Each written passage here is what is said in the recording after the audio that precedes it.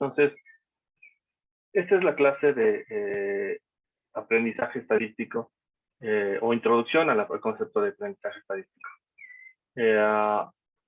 La intención es comentarles un poquitito sobre cómo es o en qué consiste el concepto de aprendizaje estadístico.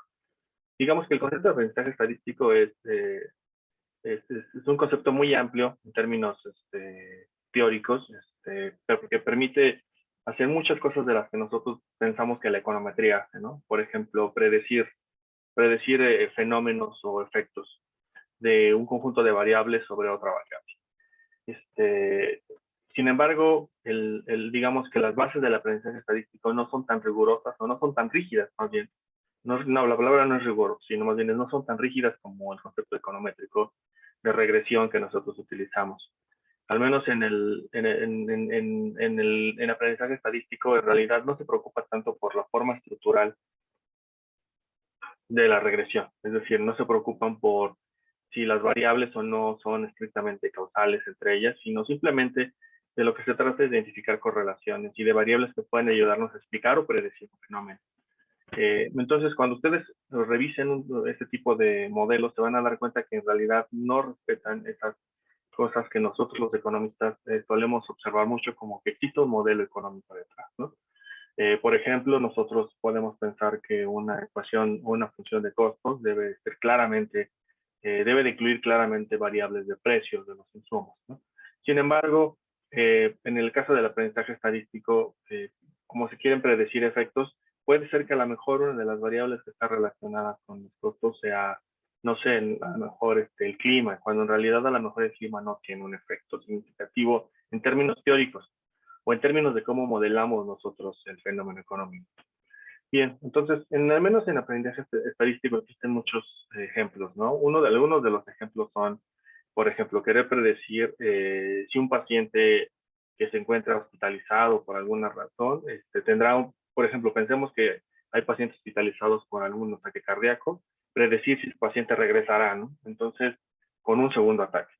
Entonces, los médicos a veces suelen tratar de identificar qué factores pueden contribuir a eso, más allá de que existen obvias razones como, por ejemplo, sobrepeso o mala alimentación o falta de actividad física, que puede ser una razón obvia. Pueden ser otro tipo de factores, como por ejemplo, la contaminación del aire, que a lo mejor no es tan claro en términos médicos porque no era un factor explorado, pero hoy día se sabe que existe una alta correlación entre contaminación de aire y la persistencia de ataques al corazón, por ejemplo. Por ejemplo, predecir precios de acciones, ¿no? O sea, aquellos que sean financieros puros pensarán que predecir acciones existen como dos modelos, ¿no? Los modelos fundamentales y los modelos técnicos, ¿no? Bueno, o la otra rama de los modelos de evaluación financiera, ¿no? Unos basados en los fundamentales de la empresa y otros más basados en correlaciones financieras. Y cada uno de ellos tiene sus vertientes, ¿no? Pero habrá gente que piense que se pueden combinar porque en realidad lo que quieres es predecir el efecto del precio de la acción. Por ejemplo, otro de los casos que es más común en los que utiliza estas herramientas de aprendizaje estadístico es, por ejemplo, predecir las letras escritas a mano, ¿no? Por ejemplo, hay algoritmos que hoy día saben que, voy a poner un ejemplo muy sencillo aquí, por ejemplo, yo escribo mis S, las escribo digamos que la letra S la escribo de esta manera, ¿no? Y entonces, lo que sucede es que hay algoritmos que tratan de predecir cómo es que una figura de este estilo puede ser o no puede corresponder a una letra que nosotros denominamos como S, ¿no? Algunos, por ejemplo, mi 5 lo escribo así, ¿no? Entonces, el algoritmo tratará de identificar que en realidad este 5 es propiamente un valor de 5 y no necesariamente es una letra S, ¿no? Que esto no es cierto, ¿no? Bien, ahora, ¿cómo hacen esto los algoritmos de aprendizaje de máquina? Pues bueno, digamos que toman la imagen del número, toman su composición en píxeles y lo correlacionan con las diferentes formas de escribir la letra S. Entonces hay un set de datos de un montón de gente de cómo escribió su letra S. Habrá quien lo escriba así, habrá quien lo escriba más alargada, habrá quien lo escriba, no sé, la parte de arriba más pequeña. Entonces todas estas colecciones de diferentes letras S son un set de datos de aprendizaje sobre la cual la máquina aprende. Entonces dice, bueno, yo sé que la gente escribe de esa manera la S, entonces toma estos dos datos y los dice, bueno, corresponden con alguna de estas figuras, y si la respuesta es afirmativa, entonces dice, sí, esta cosa que parece una curva, dos curvas ahí, en realidad sí es una S y el segundo es otra cosa que no es una S. Bien, entonces las aplicaciones del aprendizaje de máquinas son amplias, o del aprendizaje estadístico. Bien, yo voy a tratar de dar una introducción muy rápida al concepto y hacia el final vamos a ver un ejemplo muy rápido. Vale. Entonces, nada más para darles un poquito de contexto. Digamos que como que la generalidad es el concepto de aprendizaje estadístico. Porque es la parte que más se desarrolló, al menos en términos de los libros de estadística. Uno puede leer muchos algoritmos de aprendizaje estadístico probablemente desde los 80 o un poquito antes. Sin embargo, este concepto de aprendizaje estadístico se volvió machine learning o aprendizaje de máquina, como le llamamos hoy día, cuando se fusionó con las posibilidades de cómputo. Entonces, los algoritmos de aprendizaje estadístico existen desde hace muchos años. Algunos probablemente desde los inicios de los 1900. Pero conforme fue evolucionando la computación y la fusión de los algoritmos que requerían de mucho cómputo, a esa fusión es a lo que le llamamos machine learning. Entonces, por eso ustedes ven que los departamentos de computación de las universidades es donde regularmente se alojan los departamentos de machine learning. Pero eso no quiere decir que en los departamentos, las áreas de machine learning sean básicamente para computólogos. En realidad es una fusión de las habilidades de cómputo con habilidades estadísticas. Muy probablemente más importante es tener la habilidad estadística que la habilidad de computacional. Como ustedes vieron a lo largo del curso, la habilidad computacional se aprende de forma muy rápida, ¿no? Y lo difícil es entender la parte estadística. Bien. Entonces, digamos que la literatura hay como dos vertientes de lo que se conoce como aprendizaje estadístico, ¿no? Cada una de las vertientes, yo las definiría de esta manera, ¿no? Entonces, digamos que existe el aprendizaje estadístico, por un lado, que se conoce como supervisado, y el que se conoce como no supervisado, ¿sí? Entonces, el aprendizaje estadístico supervisado básicamente involucra la construcción de un modelo estadístico que les puede servir para predecir o para tratar de identificar el efecto de un conjunto de variables sobre otra, que tal que la variable que quieren explicar es una variable que se pueda supervisar. ¿Qué significa que se pueda supervisar? Que existan categorías, que existan etiquetas, que existan valores resultantes, ¿no? Por ejemplo, podemos supervisar el Producto Interno Bruto, ¿no? Porque sabemos que tiene un valor. Entonces podemos identificar factores como el empleo, ciclos, por ejemplo, cambios en el clima que pueden explicar el Producto Interno Bruto, ¿no? Cambios en los precios de los energéticos.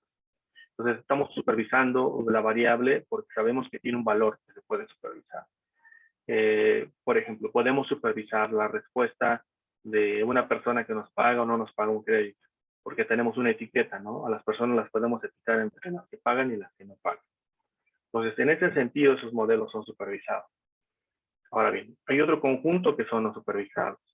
Y estos no supervisados, su condición o su característica principal es que los resultados o la variable explicativa no es, como se dice, una variable susceptible de supervisión. ¿Cómo qué cosa puede ser eso? Por ejemplo, cuando ustedes quieren hacer clústeres de información, imagínense una situación como esta, que quieren hacer clústeres de información, ¿no? Entonces, imagínense que de repente tienen un scatterplot donde tiene una variable x1 y una variable x2. Vamos a pensar que cada una de esas variables puede ser cualquier cosa, ¿no? No sé, dejen de pensar la edad. Vamos a pensar que la x1 es la edad y vamos a pensar que la x2 es, no sé, tal vez, no sé, dejen de pensar como ingreso, ¿no? Vamos a pensar con ingreso. Entonces, si ustedes ven un conjunto de puntos, Así, ¿no? Ven los puntos, pero ven puntos que están clusterizados. A lo mejor, a priori, ustedes cuando ven el scatter plot dicen, bueno, sí, se ve claramente que están clusterizados, ¿no? Entonces, cuando les aplican un algoritmo de clusterización, es decir, que los pueda seleccionar, que los pueda mapear de forma clara, es decir, que pueda decir, este es un clúster, este es otro clúster de información, este es otro clúster de información, este es otro, y por último, este es otro. Este tipo de condiciones son condiciones no supervisadas, porque en realidad no hay una variable que yo pueda supervisar. Lo que está pasando simplemente es que yo estoy recorriendo un algoritmo que lo que permite es seleccionar la información y clusterizarla, ¿no? Es decir, poderla categorizar sin que previamente ya existiera una variable que la etiquetara. Yo la etiqueta la estoy construyendo a través del modelo de predicción, ¿vale? Bien, son las dos vertientes generales que existen al menos en el área del aprendizaje estadístico, ¿vale? Entonces yo voy a hablar hoy probablemente únicamente del aprendizaje supervisado, del no supervisado. Les voy a dejar por ahí en la carpeta de Drive un libro al menos en la aplicación de Python, y un libro más teórico, que pueden seguir eventualmente si ustedes quieren continuar en este ámbito el aprendizaje de máquina. Bien. Entonces, mi idea de lo que quiero comentar hoy es básicamente comentarles cómo se emplean los modelos lineales y los no lineales para el análisis de los modelos supervisados, ¿no? Entonces, los modelos supervisados la base del modelo supervisado está en la regresión convencional que nosotros conocemos. Entonces, un modelo de supervisado de lo que trata es después de identificar, predecir una variable y, si por eso le pongo gorrito, a través de una función que voy a construir, que va a estar basada en un conjunto de variables X. Bueno, esto suena mucho a lo que hacemos en regresión. Entonces, en realidad, el primer algoritmo de predicción, de predicción o de aprendizaje de máquina supervisado consiste en una regresión simple, es decir, en una variable y, que es explicada por un conjunto de variables x, y, por una beta. ¿No? Este es el primer algoritmo que se conoce en el análisis de aprendizaje de máquina. Entonces, obviamente, el estimador asociado a un problema como esto sería un beta igual a x' por x más la menos 1 por x' por y. ¿Sí? Esa sería la forma más sencilla de empezar un algoritmo de aprendizaje de máquina, ¿no? Entonces, tenemos un conjunto de variables que pensamos que tiene una relación lineal con otra variable y, y construimos el modelo y podemos llegar a esta estimación, la cual nos va a permitir entonces predecir, ¿no?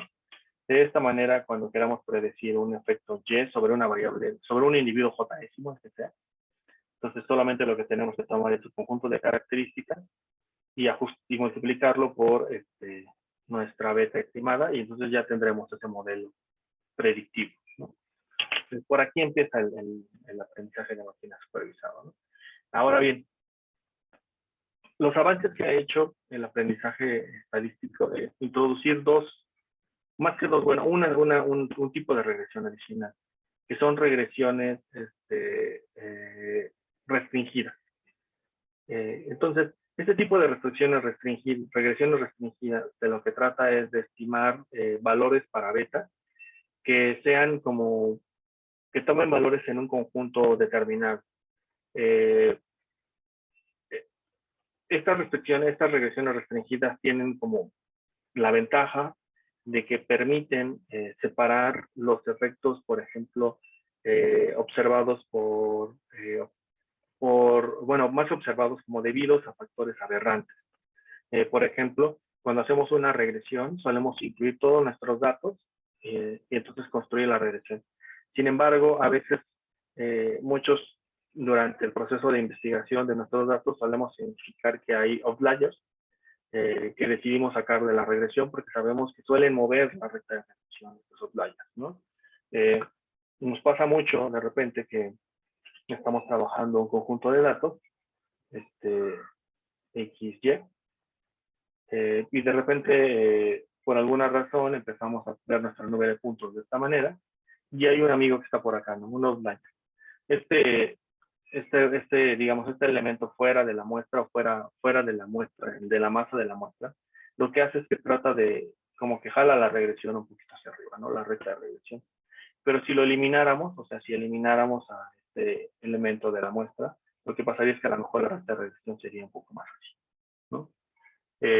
Bien, ahora, este tipo de situaciones son muy complejas de observar porque cuando estás haciendo aprendizaje de máquina, noten lo siguiente. Ustedes parten de un set de datos del cual la máquina aprendió.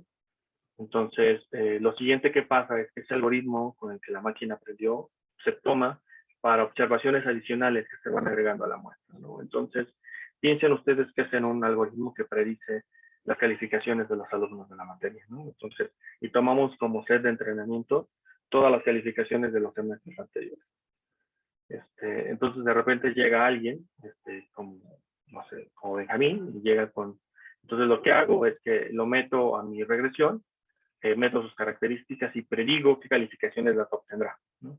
Pero per se el modelo no está calibrado para situaciones en las cuales Benjamín traiga un conjunto de observaciones que a lo mejor sean aberrantes, ¿no?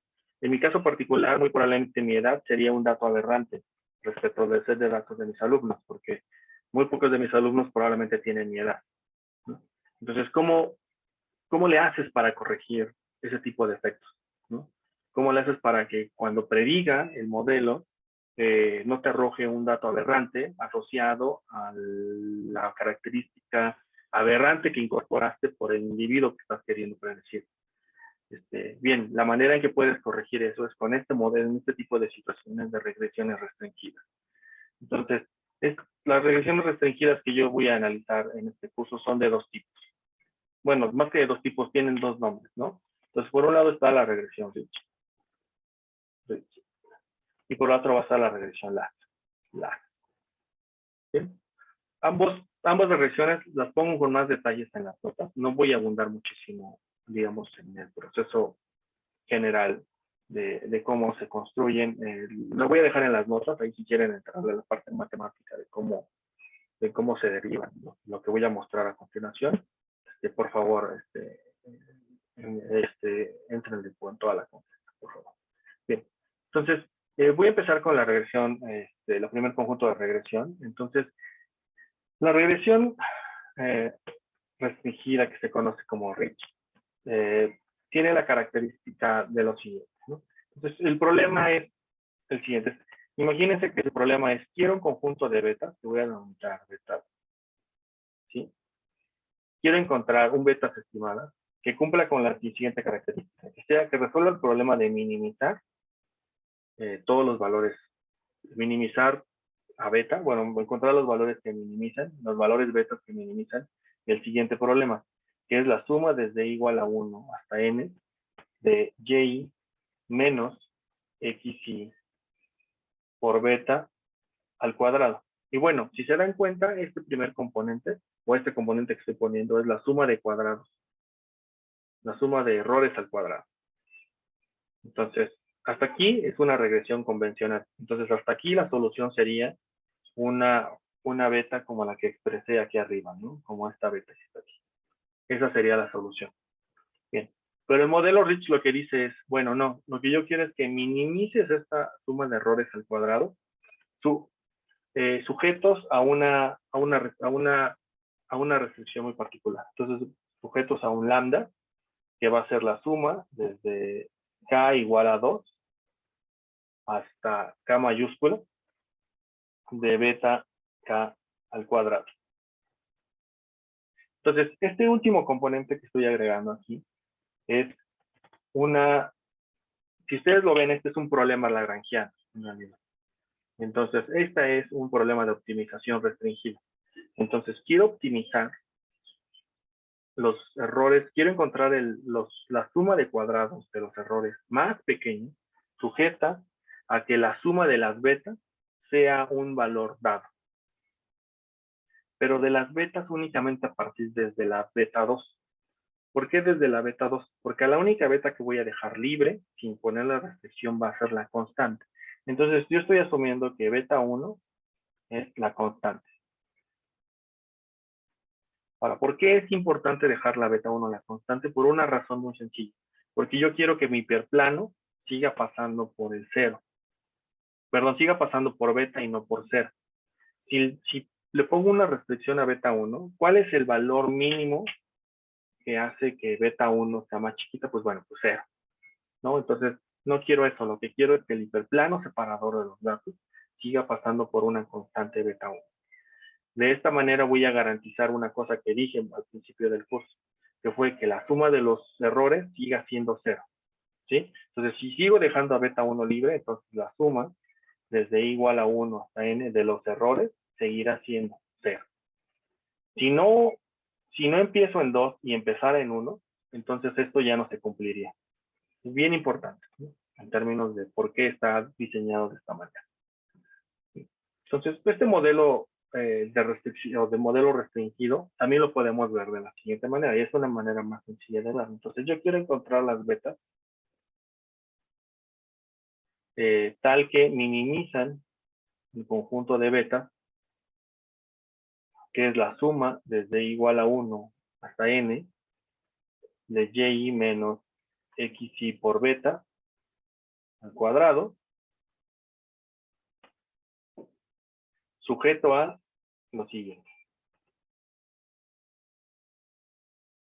Sujeto a que la suma desde k igual a 2 hasta k mayúscula de las betas k al cuadrado sea menor o igual que un valor t. Entonces, de esta manera lo que estoy haciendo es, no puede haber un efecto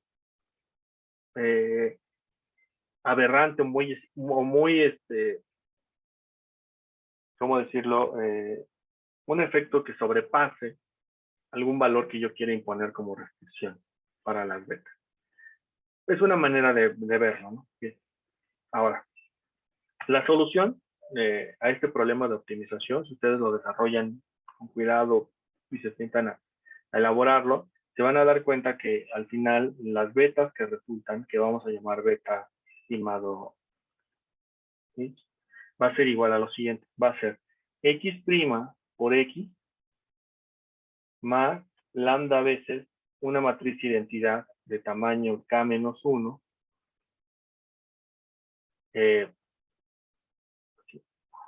a la menos 1 por x' por y. Entonces, lo que está pasando es que ahora su estimación va a tener un pequeño ajuste dado por el valor de lambda. Entonces, también parte del proceso de estimación nos va a implicar estimar a quién es lambda. ¿Vale? Bien.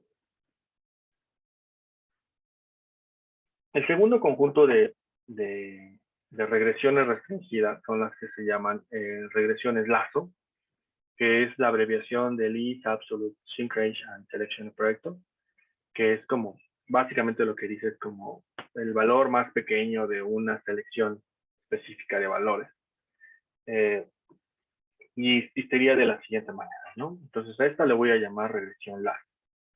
Ustedes también la van a encontrar muchísimo en sus libros de Machine Learning. La van a encontrar como mucho, de muy amplio cuando se hace regresión lineal como algoritmo de predicción. Entonces, el problema de lazo es el siguiente, es estimar beta igual le voy a llamar beta lazo, que resulta de minimizar las betas que resultan de la suma desde igual a 1 hasta n de y menos xy por beta al cuadrado, sujeto a lo siguiente, sujeto a que k es igual a 2 hasta k de beta k, valor absoluto menor que t. Entonces, es una forma de restringirlo más en una vecindad y más que en un valor. Noten que el caso anterior es, básicamente estamos cambiando de norma. En el anterior estoy utilizando como norma el cuadrado y en este estoy utilizando como norma o como medición de distancia el valor absoluto. Esa es la diferencia, básicamente, entre los dos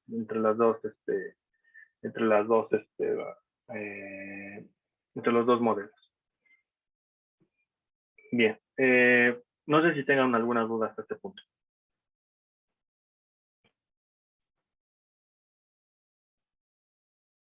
Ok, vale. Bien. Entonces, ahora bien, por último, en la parte teórica lo que quiero ver son modelos de clasificación que son del tipo no lineales, ¿no?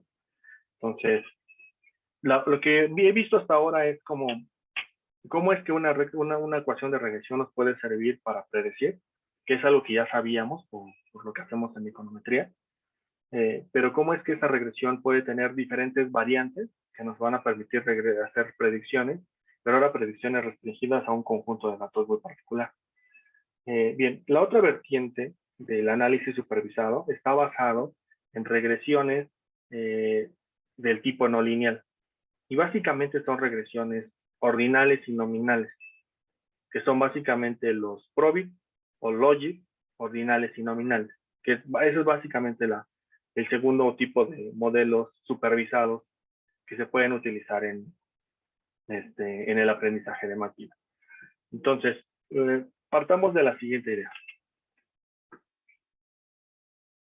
Supongamos un conjunto G, donde G puede tomar dos valores. Puede tomar valor 1 y 2. Bueno, lo puedo hacer más amplio en realidad. Supongamos que G puede tomar valores de 0, 1, 2, hasta J. Donde cada una de estas categorías 0 hasta J son categorías que no tienen un orden entre ellas. Entonces, de lo que voy a hablar ahora es de un modelo nominal. Entonces, lo que tenemos es simplemente respuestas categorizadas.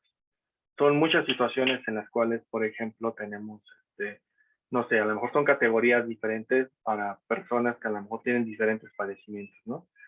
O diferentes niveles de consumo de algún producto nocivo, ¿no? De alcohol, tabaco o algún tipo de otro agente nocivo que podamos clasificarlos, ¿no? Entonces, por ejemplo, los 0 son aquellas personas que no consumen ningún tipo, los 1, los que tienen algún tipo de consumo severo, y 2, los que combinan algún tipo de producto con otra cosa, y así sucesivamente. Entonces, a lo mejor en realidad no hay un tipo de orden, ¿no? Porque en realidad el hecho de que la gente no consuma ningún producto a lo mejor puede ser bueno en términos de salud, pero en términos estrictos de preferencias de los humanos, no tiene ningún orden, ¿no? Porque para la gente que consume pensará que no consumir nada es altamente insatisfactorio, ¿no? Y también para la gente que no consume pensar que los que consumen están mejor. Bueno, ahí es una posición totalmente subjetiva. Entonces, mejor pensémoslo como un modelo de categorías, ¿no? La gente puede entrar en algunas de estas categorías o las personas pueden entrar en algunas de estas categorías. Bien, entonces este tipo de modelos los podemos pensar como cuando planteé el modelo de nominal, ¿no? Que dije, bueno, entonces es la probabilidad de que G sea igual a un valor JS condicional a un conjunto de variables X. Este es en realidad el problema. Eso es lo que quiero estimar. Bien, entonces, por ejemplo, veamos algunos ejemplos muy sencillos, ¿no? Imagínense que tenemos solamente dos categorías, ¿no? Imagínense que mi categoría G solamente es posiblemente dos valores, 1 y 2, ¿no? Entonces, solo tengo dos categorías, entonces tengo que la probabilidad de que G sea igual a 1 condicional en X sería igual a, si se acuerdan del modelo que ocupé, el modelo logístico, sería igual a E, a X y a X por beta, entre 1 más E a X por beta. Si esto es para el grupo 1, es decir, esa es la probabilidad para el individuo para el grupo 1, entonces por complemento, la probabilidad para que G sea igual a 2 condicional en X debería de ser igual a 1 sobre 1 más E a X por beta. ¿Y por qué debería ser de esta manera? Bueno, pues una de las condiciones que yo puse para los modelos nominales es que la probabilidad de que G sea igual a 1 condicional en X más la probabilidad de que G sea igual a 2 condicional en X, esto sea igual a 1. Y estas dos cosas lo cumplen, ¿no?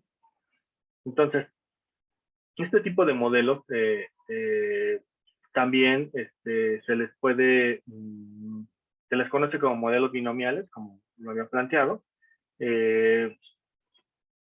se pueden linealizar de una manera muy sencilla. Imagínense que tienen este problema. ¿Cómo lo linealizaríamos? De esta manera. Imagínense que toman el logaritmo natural de la siguiente expresión, de la probabilidad de que G sea igual a 1 condicional en X, sobre la probabilidad de que G sea igual a 2 condicional en X. Si ustedes toman el logaritmo de estos dos, bueno, primero los dividen y toman el logaritmo de estos dos, ¿a qué es a lo que van a llegar? A que esto es igual a X por beta. Entonces, en realidad, cuando yo hago un modelo lineal, lo que estoy haciendo es la proporción de la probabilidad. Yo un modelo binomial lo puedo tratar como un modelo lineal. ¿Vale? Bien. Ahora, podemos extenderlo más este modelo, como lo hice en el caso multinomial. Pero digo, no voy a abundar en ese sentido. Lo único que quiero es introducir esta posibilidad de linealizar el problema. ¿Por qué la introduje? Porque, bueno, mi ejercicio lo voy a utilizar, ¿vale? Entonces, bien, la forma en que se estiman estas cosas es de la misma manera en la que ya conversamos, que es por una función de verosimilitud. En las notas pongo un poquitito más claro a qué me refiero con esta función de verosimilitud, pero en esencia es la misma que ya habíamos venido conversando. No tiene mayor problema. Muy probablemente este tipo de modelos sean de los más utilizados. Las clasificaciones por grupos sean las más utilizadas. En el aprendizaje estadístico convencional. Bien. Entonces, ya nada más para cerrar mi parte teórica, quiero introducir dos conceptos. Entonces, regularmente cuando ustedes trabajen problemas de aprendizaje estadístico, van a dividir su set de datos. Imagínense que tienen su set de datos. Piensen en esta barra como el set de datos completo. Entonces, van a dividir su set de datos en dos grupos. Un conjunto que le van a llamar de entrenamiento y otro conjunto que le van a llamar de prueba. Entonces, los algoritmos de aprendizaje estadístico tratan de separas tus dos grupos en entrenamiento. Sobre ese grupo de entrenamiento construyes tu modelo o tu regresión. Y luego tomas el conjunto de prueba y verificas qué tan preciso es tu modelo. Si tu modelo predice muy bien, entonces lo puedes tomar ya como un modelo que eventualmente puede salir al mundo y tomar información nueva y tratar de predecir valores. Ahora, son algoritmos de aprendizaje automatizado, se vuelven automatizados cuando conforme va pasando el tiempo vamos incorporando nueva información. Entonces, imagínense que pasan meses, hay nueva información, esa nueva información la incorporamos al modelo, entonces este modelo aprendió, ya sabe que hay otro tipo de individuos que no habían aparecido, por ejemplo, y entonces va mejorando sus predicciones.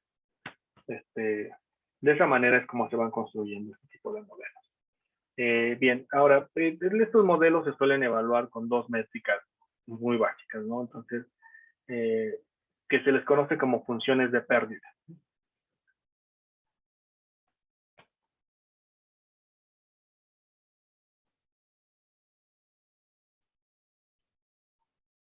Bien, entonces, las funciones de pérdida están dadas por lo siguiente, que sería L de Y, que sería L evaluada sobre la variable Y, y de la función que estamos construyendo para estimar.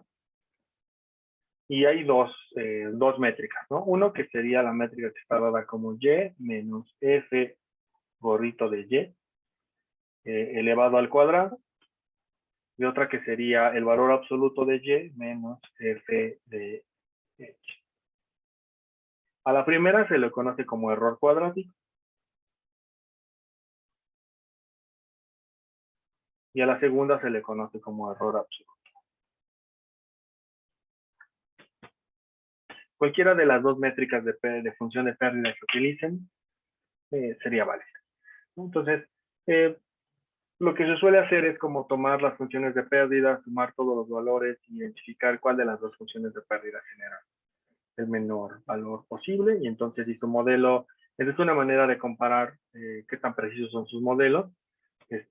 Otros ocupan el R cuadrado. La verdad es que no me gusta tanto el R cuadrado como evaluación de función de pérdida. Prefiero estas dos funciones y son más fáciles de analizar. El R cuadrado tiene otras implicaciones muchísimo más complejas. en términos de la evaluación del efectivo que son.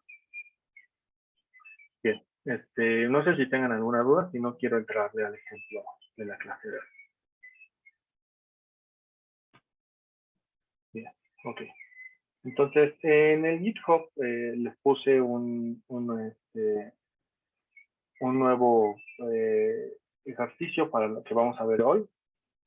Déjenme abrirlo nada más.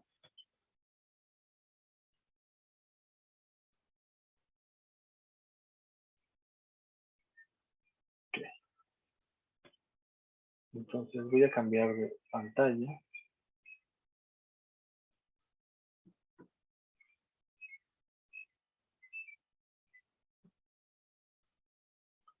Bien, entonces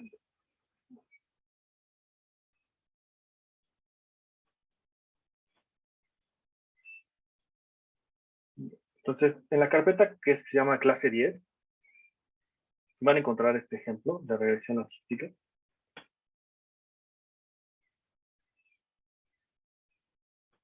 Bien.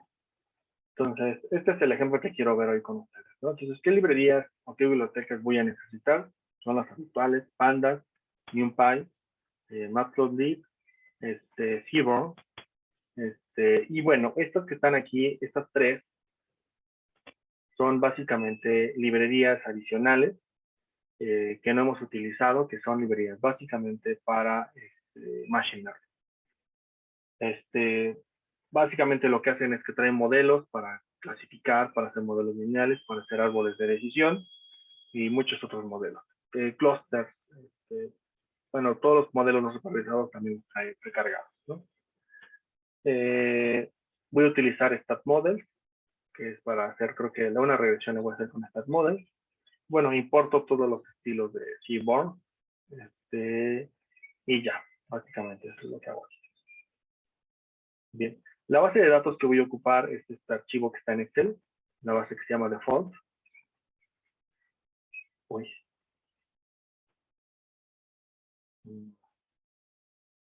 Luego tengo un problema con mi lector de... Sí, lo voy a hacer desde Colab porque está fallando en mi Excel. Bueno, mis archivos Excel no los puede leer bien.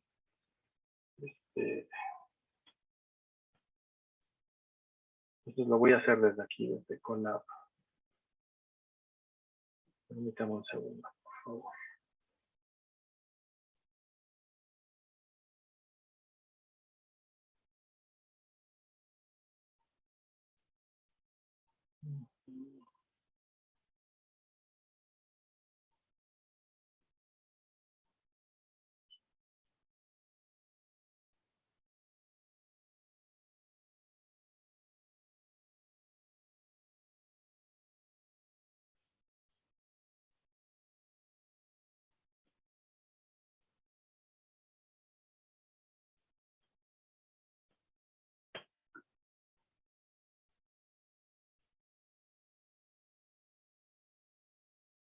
Ok.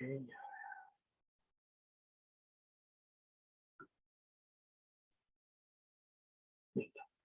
Y entonces lo voy a ejecutar aquí en Colab porque anda fallando mi máquina para leer archivos Excel. Entonces, bien, entonces la base de datos sería un archivo Excel que se ve de esta manera.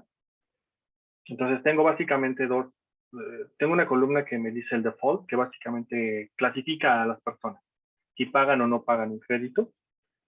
Otra columna que clasifica a las personas si son estudiantes o si no lo son.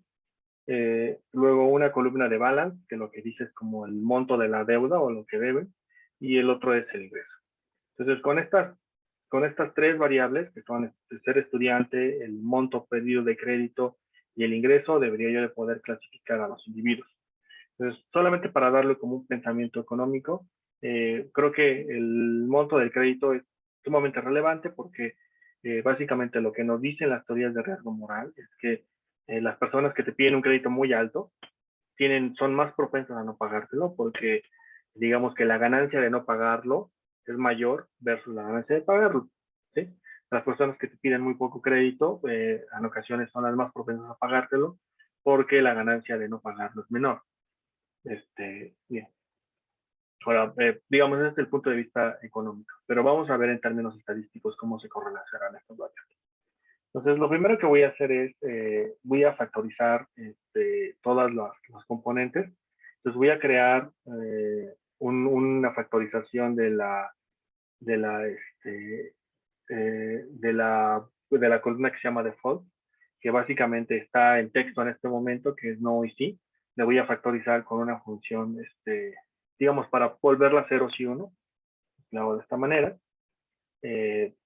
Voy a tomar, de lo que acabo de factorizar, voy a tomar únicamente el primer elemento, que es el arreglo únicamente de 0 y 1.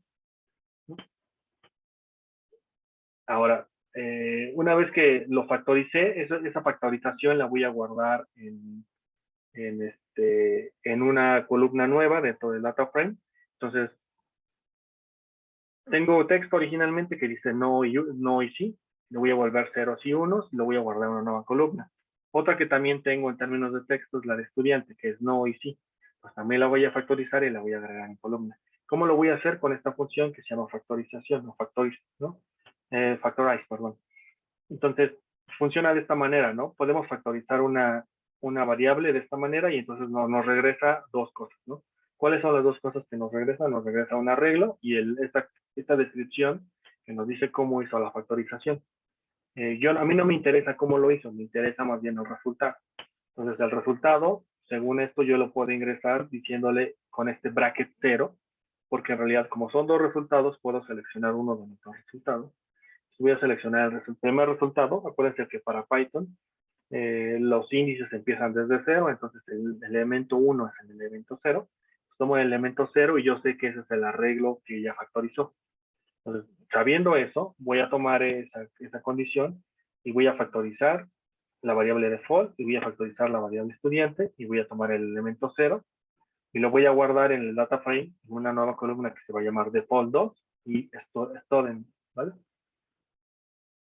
Y de esta manera lo tendrías, ¿vale? Ahora, vamos a hacer unas gráficas muy rápidas, ¿sí? Entonces, esta gráfica que tengo aquí, lo único que va a hacer es va a conjuntar tres cosas. Va a ser un scatter plot de la variable ingreso y de la variable balance, y luego nos va a hacer dos gráficos de caja para la variable ingreso y para la variable balance, ¿no? Entonces, veamos por qué es importante hacer esta gráfica. La ejecuto. Y bien. Entonces, déjenme hacer un poquito más grande esto. Entonces, bien. Entonces, noten esto. Aquí lo que tengo es balance, ¿no? Entonces, como este es el monto de lo que las personas me están pidiendo. Y aquí lo que tengo es ingreso. Si hago el scatter plot y señalizo con tachecitos naranjas aquellas personas que no me pagaron y pongo con circulitos azules aquellas personas que sí pagaron. Entonces, desde aquí se puede ver claramente que las personas que no pagaron están pidiendo en promedio más monto de crédito que las personas que sí lo están haciendo, que sí están pagando. Eso es desde el punto de vista del monto. Desde el punto de vista del ingreso, noten que no puedo hacer ese clúster, no puedo clasificarlo, porque pareciera ser que es irrelevante. Es decir, las personas que tienen poco ingreso o que tienen mucho ingreso no están necesariamente correlacionadas con la posibilidad de que me paguen o no. Lo puedo ver de otra manera, lo puedo ver como estas cajas que están aquí alrededor, aquí al lado. Entonces, y aquí abajo tengo el default, que es quién cayó en default, es decir, quien no me pagó o quien sí me pagó. Entonces, por ejemplo, ¿quién cayó en default? No, es decir, estos amigos sí me pagaron. Quiere decir que que lo que me pidieron fue menos monto, y los que no me pagaron, que son estos, me pidieron un monto mayor. Cuando lo veo por estudiante, no puedo hacer esta distinción.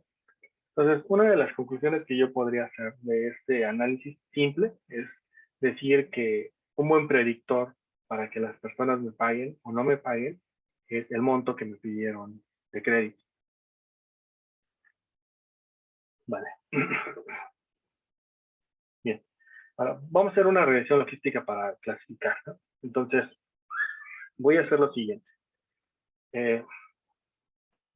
Voy a tomar como variables de entrenamiento del data frame, la columna balance, los valores, todos los valores de balance, y eso les voy a hacer un reshape, que es básicamente cambiarlos nada más de una forma de data frame, los voy a volver a un arreglo de NumPy. Y luego voy a tomar la columna Y, que va a ser default, que va a ser la columna default. Y luego voy a crear mi conjunto de entrenamiento. Y mi conjunto de entrenamiento simplemente va a ser lo siguiente. Me voy a tomar el valor mínimo y el valor máximo de la columna, ¿no? Entonces solo estoy tomando dos valores. En realidad mi conjunto de entrenamiento es muy toso en este sentido, ¿no? Entonces lo hago de esta manera, ¿no? Entonces ahora vamos a ver cómo se ven los datos. Este se ve el de entrenamiento y así se ve el de prueba. Va. Bien. Ahora voy a hacer la regresión. Y entonces para hacer mi regresión voy a definir mi modelo. Mi modelo voy a tomar de la librería que se llama Skylern Linear Model.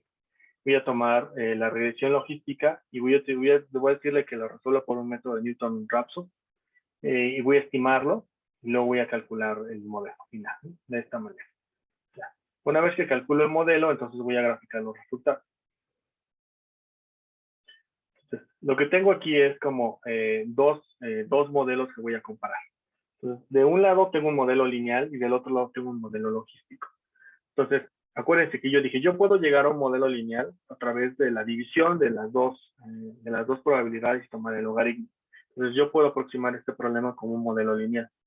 Entonces, si hago eso, me doy cuenta que mi modelo lineal predice esta línea azul. Entonces, eso es lo que dice que debería pasar, según el modelo lineal.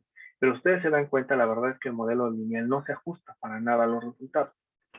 Sin embargo, el modelo no lineal, este modelo sí claramente se ajusta a cómo debería verse la probabilidad. Porque lo que dice este de aquí abajo es que es más probable que no me paguen, que más bien, que además es más probable la probabilidad de que me paguen a la probabilidad de que no me paguen. Y lo que dice este modelo de aquí arriba, bueno, es que depende. Hay un umbral, efectivamente, en que la probabilidad de que el default sea no, que esté por aquí, pero de repente crece y se vuelve hasta acá, ¿no? Entonces, esa es la forma de la curva de probabilidad acumulada del default. Ahora, voy a agregar ahora otras variables, ¿no? Entonces, igual. Bueno, estos son los coeficientes de la estimación. Entonces, aquí solamente ocupé una variable como explicativa, que es la variable balance. Si yo quisiera hacer, si yo le puedo agregar una constante al modelo, un modelo logit con una constante se vería de esta manera, y este se vería el resultado del modelo logit con la constante. ¿Sí? Vale. Bien. Bueno, voy a agregar con student, ¿no? Voy a agregar la variable student y vamos a ver cómo se ve. Se vería de esta manera. ¿Cómo se ven los resultados? Se ven de esta manera. Entonces resulta ser que la variable estudiante aporta esto y también es significativa. Bueno, vamos a ver. Pero en realidad la que a mí me interesa es ver este ejemplo. Este ejemplo que tengo aquí ya incluyo todas las variables que puedo incluir como explicativas y vamos a ver qué también predice. Es decir, qué también clasifica los resultados. Entonces, mi conjunto de entrenamiento va a ser todas las variables del data frame. Mi variable Y es como la definí arriba, que es la de me pagan o no me pagan. Y vamos a ver los resultados. Se vería de esta manera, ¿no? Si lo quiero ver en una forma bonita, le doy a poner print. Y se ve de esta manera. Este es mi modelo, mi regresión logística. Y noten cómo es que el ingreso, cuando modelo todo como regresión conjunta, allí es cuando ya el ingreso se vuelve no significativo. De hecho, las únicas variables que parecen aportar a la probabilidad de pago o no pago son el monto de crédito y si la persona es estudiante o no es estudiante. Todas la otra variable del ingreso es irrelevante. Entonces, el ingreso no es importante, al menos para predecir. Entonces, ¿cómo sabemos si de verdad nuestro modelo fue bueno? Bueno, podemos crear una matriz de confusión. ¿En qué consiste la matriz de confusión? Toma los valores que están en el set de datos y predice, ¿no? Predice el efecto observado. Entonces, hagan de cuenta que un individuo lo clasifica como que no pagó y otro individuo lo clasifica como que pagó.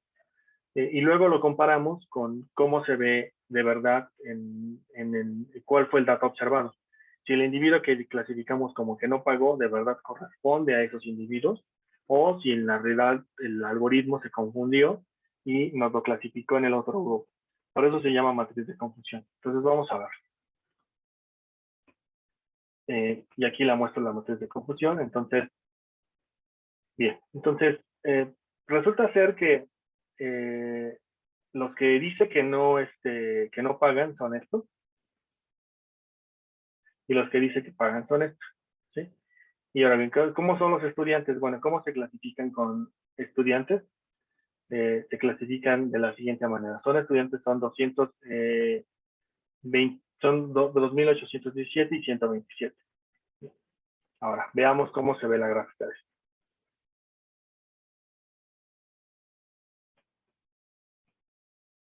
Entonces, de esta manera lo que podemos ver es que básicamente el hecho de ser estudiante o no estudiante no está correlacionado necesariamente con el balance de lo que te piden, pero sin embargo es un muy buen predictor de cómo se debería ver la regresión al final, una vez que ha podido predecir los datos. Nada más aquí tengo un error, porque aquí no puse la matriz de confusión.